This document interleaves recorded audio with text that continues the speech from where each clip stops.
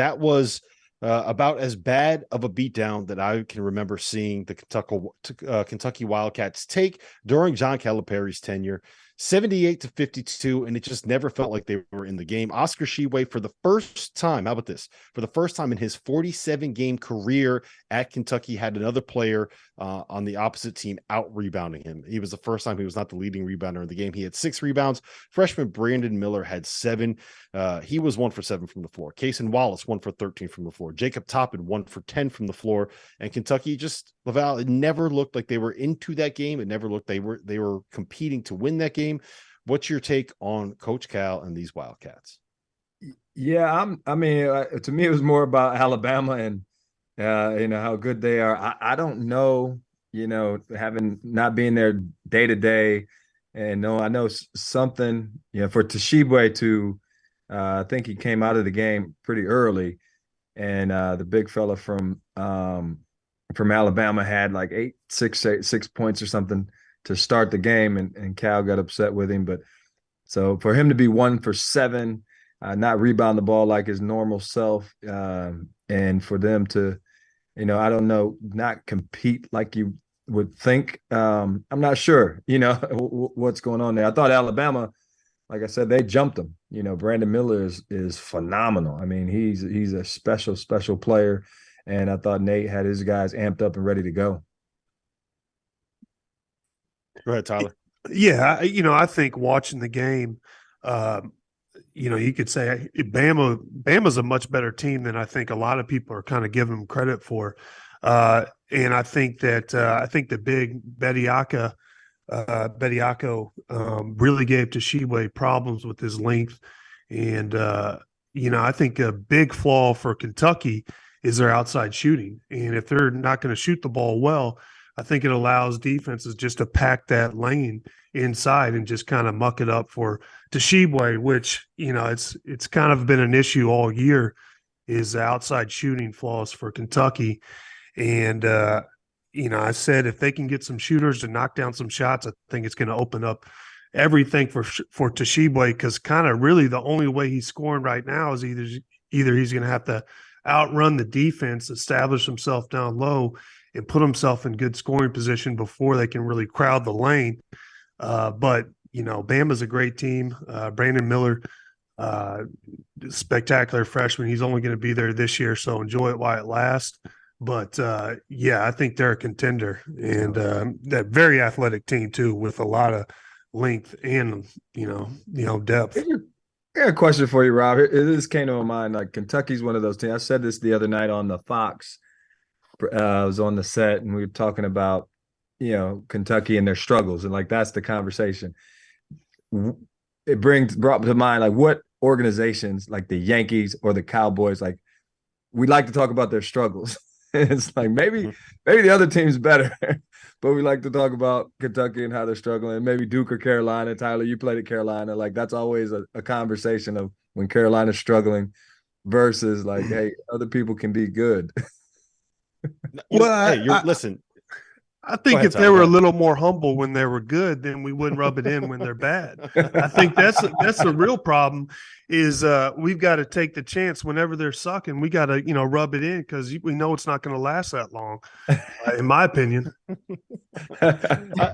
I do understand what you're saying, right? And we need to have the conversation. We're going to have it in a little bit of Alabama versus Tennessee, who's the best team in the SEC, because I think there's a pretty strong argument to make that it is Tennessee at this point. But to me, the Kentucky conversation is fascinating because we had them as a top 5 team in the preseason. John Fanta was on the show and said that he thought Kentucky was going to win the national title this year. And we are sitting here. It is January 7th, and Kentucky right now is 10-5 on the year. They have 0 quad 1 wins in 4 tries. And in those 4 quad 1 games that they have played, they've lost by an average of 16.5 points. They are just clearly not right. And I don't know. What I can't decide, guys, is if this is a team that is put together poorly and doesn't necessarily have enough talent, or if this is a team that is not being coached and does not have a guy that's putting their players in this position to maximize their abilities, or if it's just all of the above and nothing is working. Tyler, do you have any insight on that?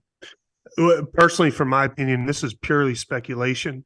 I know Tshiebwe before the season had some knee surgery, And this is just from the outside watching the game. I'm not sure if that's affecting him or not, because it looked like on the ball screens he was having a little bit of difficulty moving his feet. And I was watching the game the other night. I said, man, it just doesn't look like his knee is quite there yet. But to me, it comes down to a huge flaw. They have no outside shooting. And, I'm not sure if that has to do with, maybe we've got to mix it up and do something to kind of, compensate for that. But I just think they have a huge flaw. And until that gets better, I don't think they're going to really see success like they want. Yeah, I'm not sure. I think that, we talk about a lot of teams in the preseason that haven't proven that they deserve to be talked about like they're talked about. Obviously Carolina had played for a national championship last year, so you talk about them because that's warranted. They did it. Or Houston, but Kentucky had, obviously Conson Wallace is a phenomenal player, but with Tshiebwe coming off of surgery, I got Antonio Reeves coming in. He's a new player coming into a new system. Things that you just don't know how it's going to fit together to be projecting on the front end. So I guess coaches, fans and media and everybody loves preseason rankings. Coaches don't, because it's like, let some things play out before you get to that point. So I don't know if it sets a level of expectation, right? And from the outside, it's hard to know how good a team actually, like, how is it gelling? Do people actually get along? And do you have bickering in the locker room? People jealous about NIL money that somebody else is getting that they aren't getting, right? You can't know that from the outside. So there's a level of expectation there. Sure. No question. And you look at like Creighton. I was on the Creighton game today. Like, they had a ton of hype coming into the season.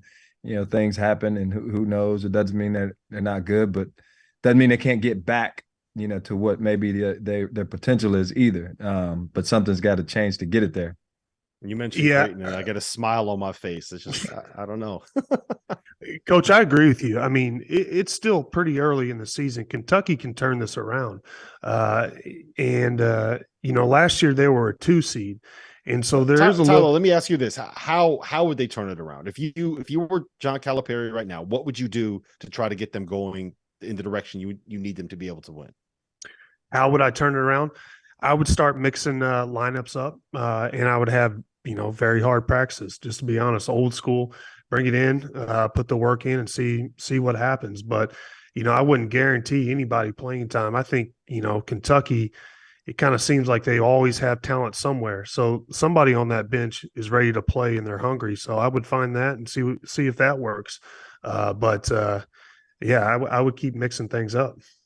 Yeah, and you got to give Cal credit. He did bench Tshiebwe when Tshiebwe had his defensive issues today. When you're benching the reigning national player of the year, it's never easy to.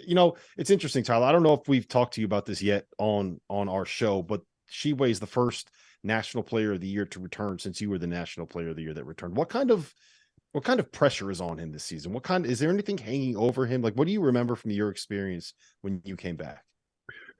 Well, I won it my junior year. I'm not sure if Tshiebwe is a senior or what he is, but I didn't win it the following year. Blake Griffin got it, but I was injured to begin the year too. I was out with the shin injury, but I think a lot of the pressure comes internally because you feel like you won it your junior year, and you put pressure on yourself to win it your senior year, and you're almost like a failure if you don't do that. I kind of feel for Tshiebwe because I've seen a lot of his interviews and, how much, importance that he put on winning a national championship this year. It seems like he was just talking about it in preseason.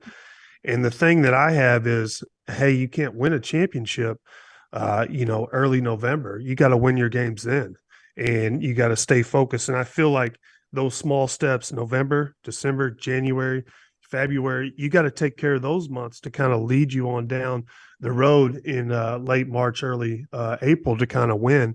But, I just hate when people start to forecast into a championship and they forget about the regular season conference plays. There's a lot of games and a lot of things that can happen in between there.